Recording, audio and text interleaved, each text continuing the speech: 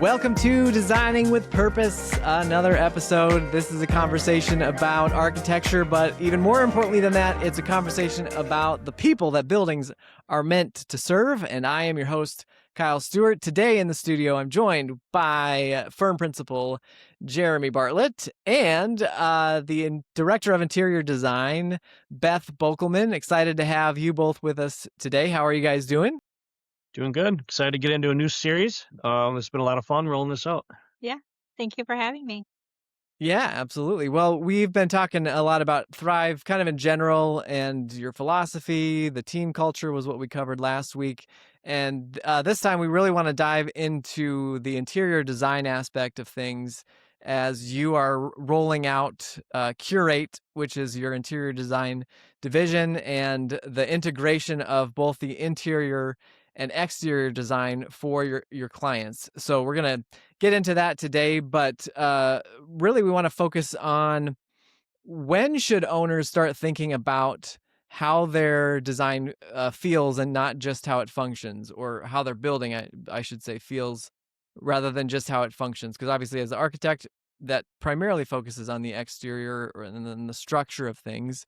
But when should they start thinking about how their building actually feels from an interior design perspective? Yeah.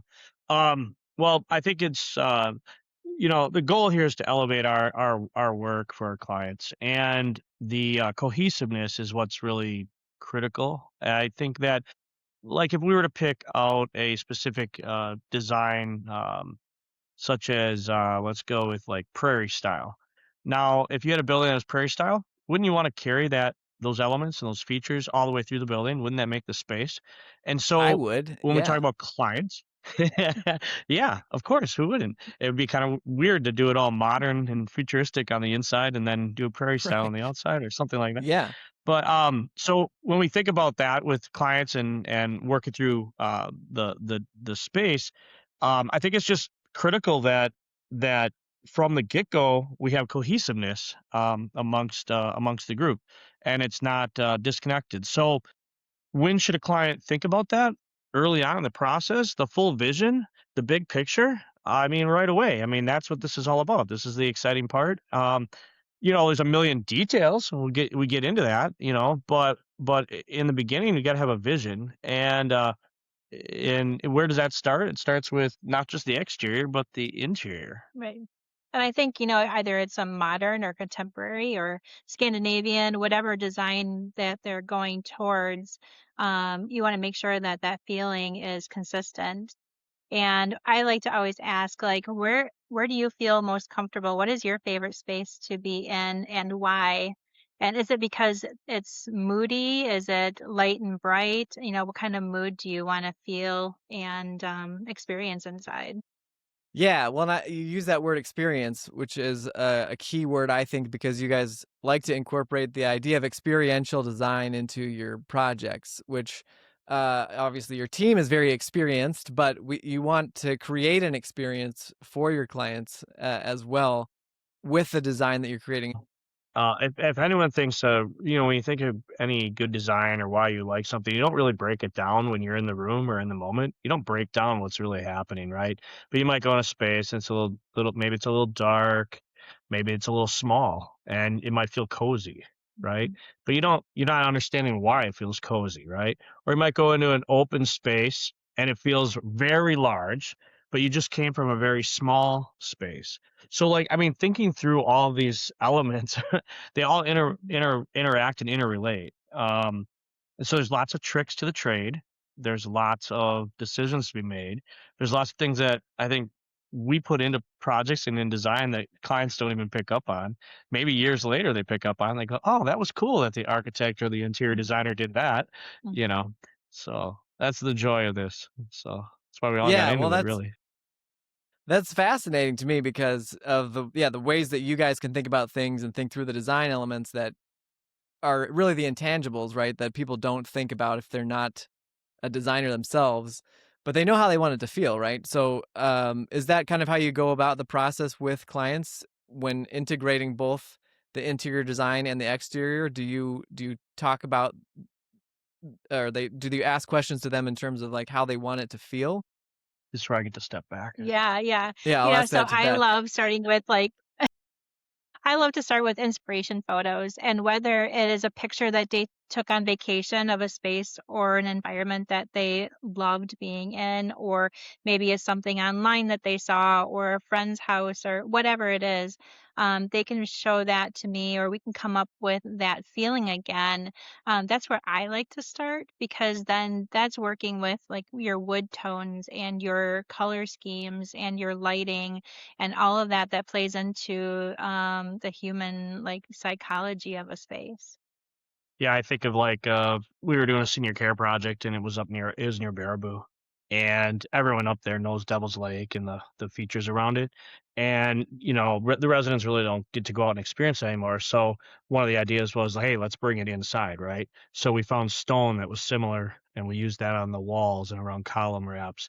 We brought in some of the actual prominent pictures and features and had them made and mounted on the walls so that like a view of the lake from above on the cliffs, things like that. So when you're in the space, you're actually reminiscing and getting to relive what it's like to walk around the lake. Mhm. So Yeah, that's amazing. Can you talk a little bit about the long-term effect that in incorporating interior design with architectural design elements from the beginning has on your clients and kind of the timeless nature of the projects you work on? Sure. You want me to take this question? yeah, Okay, so like walking into a senior living facility and having a beautiful dining room that you want to go to, and you have that special spot that you feel the most comfortable in. You feel happy and you look forward to that time each day, whether that be by an open window, by a fireplace, by something that just makes it like a water fountain, some kind of water feature, um, or using timeless materials, things that are gonna withstand time and design trends, that are gonna last. when you go into, I mean, it could be a church, it could be a senior living complex, it could be your house.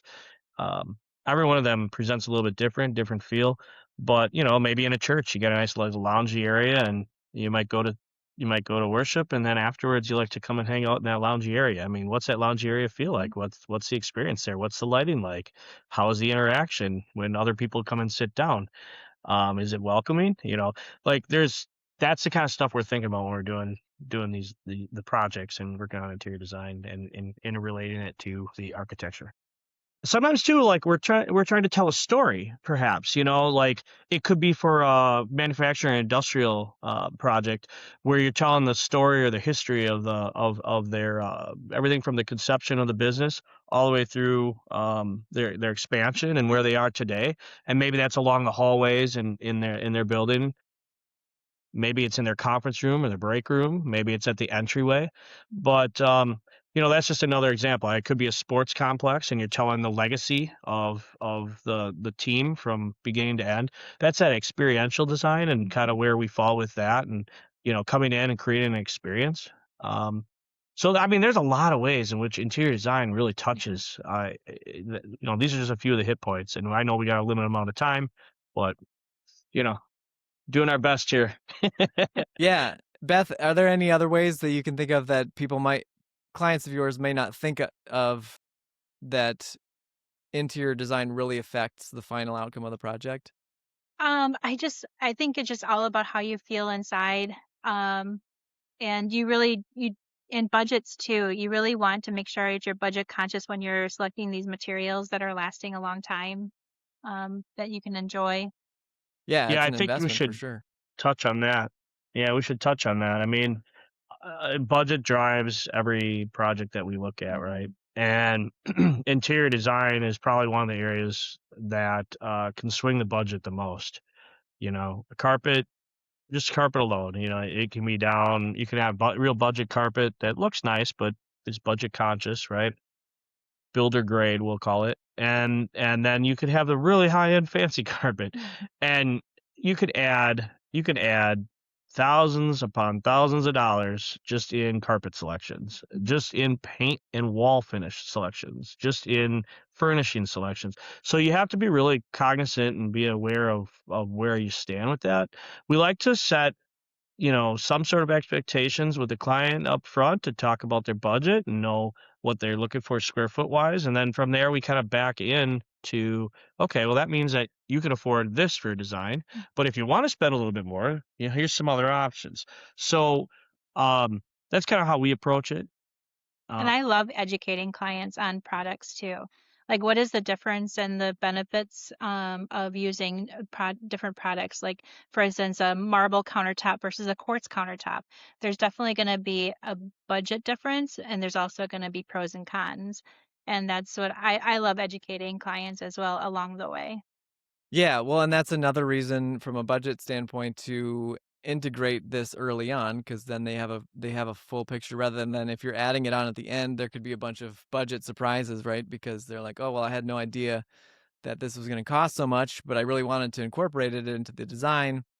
So you guys are really creating a cohesive plan from the very beginning, not just from a design standpoint and an experience standpoint, but also from a budget standpoint as well, so that people understand what they're getting. And you can, I assume, correct me if I'm wrong, you can create the experience they're looking for and fit the purpose of the building with the design from a variety of different budgets. It's just a matter of, how long those materials last and things like that. Yeah, that's the luxury of working with the design team up front. We're not setting the budget and telling you this is what you're going to get for this budget. We're saying you set the budget and then here's the options. So Yeah, Yeah. big difference. you Big work difference. within that. Yeah, that is a huge difference for sure. Beth, we'll end on a fun question. Is there a particular material or design technique that's kind of your favorite thing to implement to create an experience or enhance the purpose of a space? I have to say millwork is like my number one. Whether that be with cabinetry or with a focal wall, some kind of architectural detail that brings a wow factor to a space, and it can be a small wall feature or some um, decorative molding, but just something that stands out or it feels special. Yeah, it's those little things that make a huge difference in a space oftentimes. So, well, thank you guys. That is all the time that we have for today. If you're watching or listening to this podcast, I know the team at Thrive Architects would love to have a conversation with you if you're in the middle of a project or wanting to start a project. And if you'd like to start that conversation, you can find them at thrive-architects.com or give them a call directly at 833-380-6180. Thanks for joining us here on Designing with Purpose. Next time, we'll have Beth back on. We'll talk more about interior design and what it looks like to work with the team at Thrive and integrate that interior design from the beginning, along with the architecture, to create the building that you've always wanted, that serves the purpose that it needs to, and serves the people that it's for as well. Thanks for joining us. We'll see you next time.